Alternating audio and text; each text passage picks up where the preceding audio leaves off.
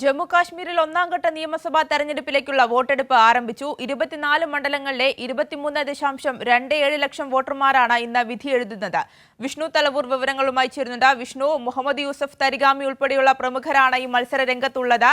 തീർച്ചയായും ഭീകരാക്രമണങ്ങളുടെ പശ്ചാത്തലത്തിൽ ശക്തമായ സുരക്ഷയിലാണ് തെരഞ്ഞെടുപ്പ് നടക്കുന്നത്. ഇപ്പോൾ വോട്ടെടുപ്പ് പുരോഗമിച്ചുകൊണ്ടിരിക്കുകയാണ്. അവിടെ നിന്ന് നൽകാൻ കഴിയുന്ന വിവരങ്ങൾ.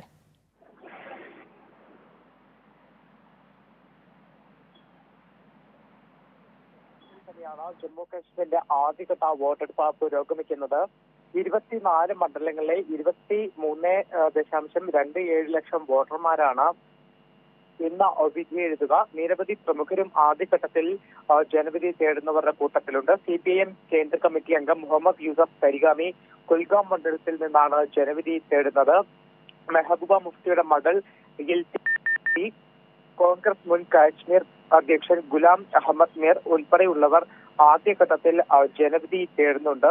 ജമ്മു കാശ്മീരിന്റെ പ്രത്യേക പദവി എടുത്തു കളഞ്ഞതിനു ശേഷം നടക്കുന്ന ആദ്യ തെരഞ്ഞെടുപ്പിൽ അത് ശക്തമായ പോരാട്ടമാണ്. അതുകൊണ്ട് തന്നെ ഈ 10 വർഷത്തിന് ശേഷം നടക്കുന്ന തെരഞ്ഞെടുപ്പ് കൂടിയാണ്. അതുകൊണ്ട് തന്നെ ഏറ്റവും നിർണായകമായ ഒരു തെരഞ്ഞെടുപ്പ് തന്നെയാണ് കാശ്മീരിൽ പുരോഗമിക്കുന്നത്. ആര്യ, ശരി, വിഷ്ണു തലവൂരാണ് വിവരങ്ങൾ നൽകിയത്.